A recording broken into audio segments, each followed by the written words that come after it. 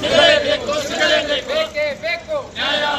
ದಲಿತ ಮತ್ತು ಅಲ್ಪಸಂಖ್ಯಾತರ ವಿರೋಧಿಯಾಗಿರುವಂತಹ ಮೋದಿ ಸರ್ಕಾರಕ್ಕೆ ಹೇಳಿ ಧಿಕ್ಕಾರ. ದಲಿತ ಮತ್ತು ಅಲ್ಪಸಂಖ್ಯಾತರ ವಿರೋಧಿಯಾಗಿರುವಂತಹ ಮೋದಿ ಸರ್ಕಾರಕ್ಕೆ ಹೇಳಿ ಧಿಕ್ಕಾರ. ಈಗಾಗಲೇ ಪಶ್ಚಿಮ ಬಂಗಾಳದಲ್ಲಿ 92 ಲಕ್ಷ ಮತಗಳನ್ನೇ ತೆಗೆದುಹಾಕಿರುವಂತಹ ಮೋದಿ ಸರ್ಕಾರಕ್ಕೆ ಹೇಳಿ ಧಿಕ್ಕಾರ. ಏನೇ ಬರಲಿ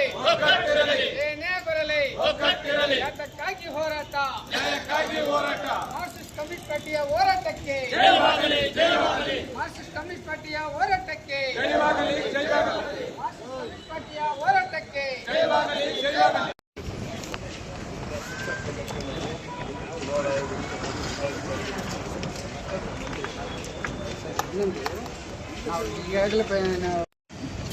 ಇವತ್ತು ವಿಶೇಷ ಸಮಗ್ರ ಪರಿಷ್ಕರಣೆಯ SRS ಹಿನ್ನೆಲೆಯಲ್ಲಿ ಇವತ್ತು ಭಾರತದ ಚುನಾವಣಾ ಆಯೋಗವು ದೇಶಾದ್ಯಂತ ಒಂದು ಮತದಾರರ ಪಟ್ಟಿಯನ್ನು ಪೂರ್ಣವಾಗಿ ಹೊಸದಾಗಿ ನಿರ್ಮಿಸಬೇಕೆಂದು ಇವತ್ತು ಸರ್ಕಾರ ಹೊರಟಿದೆ. ಇದು ಕೇಂದ್ರ ಸರ್ಕಾರದ ಒಂದು ಹುನ್ನಾರ. ಇವತ್ತು ಈ ಹೊಸ ಪಟ್ಟಿಯಲ್ಲಿ ಇವತ್ತು ದಲಿತರು ಮತ್ತು ಅಲ್ಪಸಂಖ್ಯಾತರಿಗೆ ತುಂಬಾ ಅಪಾಯಕರವಾದಂತ ಒಂದು ಇದು ಬರ್ತಿದೆ. ಆದ್ರಿಂದ ಈಗಾಗಲೇ ನೀವು ನೋಡಿರ್ಬೋದು, ಮೊನ್ನೆ 5 ರಾಜ್ಯಗಳಲ್ಲಿ ಚುನಾವಣೆಗಳಲ್ಲಿ ಪಶ್ಚಿಮ ಬಂಗಾಳದಲ್ಲಿ 92 ಲಕ್ಷದಷ್ಟು ಮತಗಳನ್ನು ತೆಗೆದುಹಾಕಿ ಇವತ್ತು ಬಿಜೆಪಿ ಸರ್ಕಾರ ಬರುವಂತ ಒಂದು ವ್ಯವಸ್ಥೆಯನ್ನ ಕೇಂದ್ರ ಸರ್ಕಾರ ಇವತ್ತು ಮಾಡಿದೆ. ಇವತ್ತು ಈ ಹಿಂದೆ ಚುನಾವಣೆಯ ಪರಿಶೀಲನೆ 25 ವರ್ಷಕ್ಕೊಂದ್ಸರಿ ಮಾಡ್ತಿದ್ರು. ಅದು ಹೆಂಗ್ ಮಾಡ್ತಿದ್ರಪ್ಪ ಅಂದ್ರೆ, ಒಂದು ಮನೆಗೆ ಹೋಗಿ ಅಲ್ಲಿನ BL ಅವರು ಮನೆಗೆ ಹೋಗಿ ಇಲ್ಲಿ ಯಾರು ಬದುಕಿದ್ದಾರೆ, ಯಾರು ಇದ್ದಾರೆ ಅನ್ನೋದು ಪರಿಶೀಲನೆ ಮಾಡಿ ಅಲ್ಲಿ ಸತ್ತಿದ್ರೆ ಅದೊಂದು ರೌಂಡ್ ಮಾರ್ಕ್ ಹಾಕಿ ಇವತ್ತು ಈ ಮನೆಯಲ್ಲಿ ಒಬ್ಬ ವ್ಯಕ್ತಿ ಸತ್ತೋಗಿದ್ದಾರೆ, ಉಳಿದ ಇದರಲ್ಲಿ ಇವರಿದ್ದಾರೆ ಅಂತ ಒಂದು ಪರಿಶೀಲನೆ ಮಾಡ್ತಿದ್ರು. ಈಗ ಹೆಂಗ್ ಮಾಡಿದ್ದಾರೆ, ಇವತ್ತು ಈ ಚುನಾವಣಾ ಆಯೋಗದಲ್ಲಿ ಒಂದು 25 ಪರಿಶೀಲನೆ ಮಾಡುವಾಗ ಸುಪ್ರೀಂ ಕೋರ್ಟಿನ ನ್ಯಾಯಾಧೀಶರು ಮತ್ತೆ ಪ್ರಧಾನಮಂತ್ರಿ ಮತ್ತು ನಮ್ಮ ರಾಷ್ಟ್ರಪತಿಯವರು ಒಂದು ಪರಿಶೀಲನೆ ಮಾಡ್ತಿದ್ರು. ಈಗ ಏನಾಗಿದೆಯಪ್ಪ ಅಂದ್ರೆ, ರಾಷ್ಟ್ರಪತಿ ಮತ್ತೆ ಪ್ರಧಾನಮಂತ್ರಿ ಮತ್ತೆ ಅದೇ ರೀತಿಯಾಗಿ ಸಂಘ ಪರಿವಾರದಲ್ಲಿ ಒಂದು RSS ನವರು ಇಟ್ಕೊಂಡು ಇವತ್ತು ಈ ಮತಗಳ ಒಂದು ಪರಿಶೀಲನಾ ವ್ಯವಸ್ಥೆಯನ್ನು ಮಾಡ್ತಿದ್ದಾರೆ.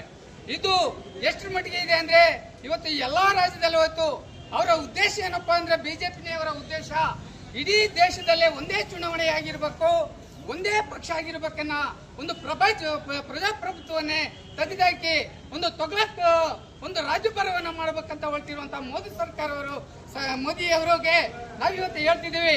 ಇವತ್ತು ಇಡೀ ದೇಶದಲ್ಲಿ ಹುಟ್ಟಿರುವಂತವರು ದಲಿತರಾಗಿರ್ಬೋದು, ಅಲ್ಪಸಂಖ್ಯಾತರಾಗಿರ್ಬೋದು, ಕ್ರೈಸ್ತರಾಗಿರ್ಬೋದು, ಬ್ರಾಹ್ಮಣರಾಗಿರ್ಬೋದು, ಯಾರೇ ಆಗಿರ್ಬೋದು, ಇವತ್ತು ಇಡೀ ಭಾರತ ದೇಶದಲ್ಲಿ ಹುಟ್ಟಿರೋ ವ್ಯಕ್ತಿ ಅವರು ಎಲ್ಲರಿಗೂ ಸಿಗಬೇಕಂತ ಹಕ್ಕು. ಇದು ಸಂವಿಧಾನದ ಹಕ್ಕು.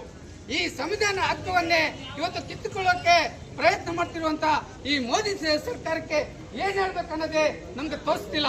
ಅದರಿಂದ ಇಲ್ಲಿನ ಅಧಿಕಾರಿಗಳು ಇವತ್ತು ನಾವು ಬಹಳ ಒಂದು ಯೋಚನೆ ಮಾಡಿ ಸುಮಾರು ದಾಖಲಾತಿಗಳನ್ನು ಕೇಳಿದ್ದೀರಿ.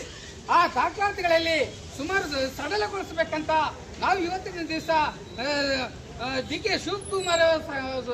ಶಿವಕುಮಾರ್ ಅವರಿಗೂ ಮತ್ತು ಅಧಿಕಾರಿಗಳಿಗೂ ಒತ್ತಾಯ ಮಾಡ್ತಿದ್ವಿ.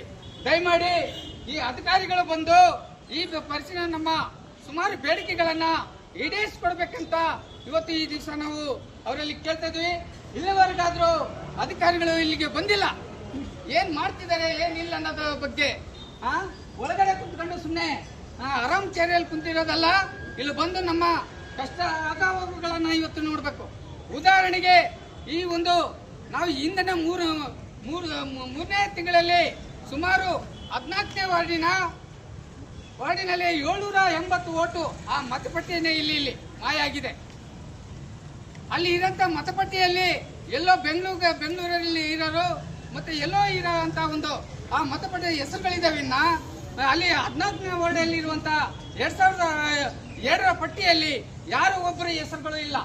ಒಬ್ಬರು ಇಲ್ದಿದ್ರು ಪಕ್ಕದ ಮನೆಯಾಗಲಿ ಹಿಂದಿನ ಮನೆಯಲ್ಲಾಗ್ಲಿ ಒಬ್ಬರದಾದ್ರೂ ಮತಪಟ್ಟಿಯಲ್ಲಿ ಹೆಸರು ಇರ್ಬೇಕು. ಆದ್ರೆ 780 ಓಟನ್ನ ಇವತ್ತು ಆ ಮತಪಟ್ಟಿಯನ್ನೇ ಇಲ್ಲದ ಕಾಣಿಯಾಗಿ ಮಾಡಿದ್ದಾರೆ. ಅದರಿಂದ ಇದ್ರ ಬಗ್ಗೆ ತುಂಬ ಪರಿಶೀಲನೆ ಮಾಡಬೇಕು. ಪರಿಶೀಲನೆ ಮಾಡಿ ಈ ಮತಪಟ್ಟಿ 30ನೇ ತಾರೀಕಿಗೆ ಏನು ನೀವು ಪರಿಶೀಲನೆಗೆ ಮನೆಗೆ ಹೋಗ್ತಿದ್ರು, ಅದ್ರ ಬಗ್ಗೆ ಕೆಲವಾರು ದಾಖಲಾತಿಗಳನ್ನು ಕೇಳ್ತಿದ್ರು. ಆ ದಾಖಲಾತಿ ಕೈ ಬಿಡಬೇಕು. ಏನಿದಾವೋ ಇವತ್ತು ಆಧಾರ್ ಕಾರ್ಡ್ ಕೇಳ್ಬೋದು, ರೇಷನ್ ಕಾರ್ಡ್ ಕೇಳ್ಬೋದು, ಮತದ ಒಂದು ಚೀಟಿಯನ್ನು ಕೇಳ್ಬೋದು. ಆದರೆ ಇಲ್ಲ ಸಲ್ಲದ ಒಂದು ದಾಖಲಾತಿಗಳನ್ನು ಕೇಳಿ ಕೊಡದೇ ಇರುವಂಥ ದಾಖಲಾತಿ ಕೇಳಿದ್ರೆ ಯಾರು ಮತಪಟ್ಟಿಯಲ್ಲಿ ಇರೋದಕ್ಕೆ ಸಾಧ್ಯ ಆಗೋದಿಲ್ಲ. ಅದರಿಂದ ಅಧಿಕಾರಿಗಳು ಇದನ್ನು ಬಹಳ ತುಂಬ ಸೂಕ್ಷ್ಮವಾಗಿ ಪರಿಶೀಲಿಸಿ ಇದನ್ನ ಈ ಮತಗಳ ಉಳಿಯಕ್ಕೆ ಪ್ರಯತ್ನ ಮಾಡಬೇಕಂತ ನಾವು ಈ ಸಂದರ್ಭದಲ್ಲಿ ಹೇಳಕ್ಕೆ ಇಷ್ಟಪಡ್ತಿದ್ದೀವಿ.